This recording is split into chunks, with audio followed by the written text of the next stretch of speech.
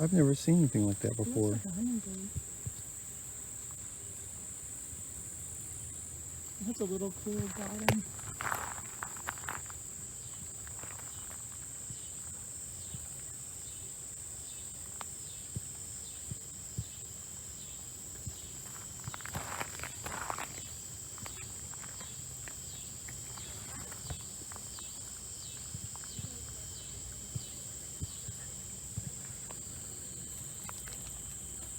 Is it a moth?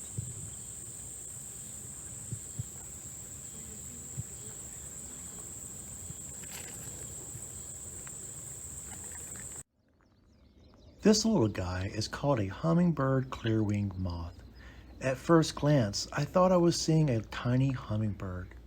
I discovered him while hiking at the Latta Nature Preserve in Charlotte, North Carolina.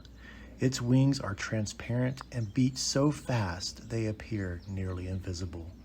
The species is throughout North America, with a hummingbird clearwing moth mainly in the east, from Missouri to the Great Lakes area, to Maine and Newfoundland, and south to Florida and Texas. Still, this is a rare sight and my first time ever seeing one.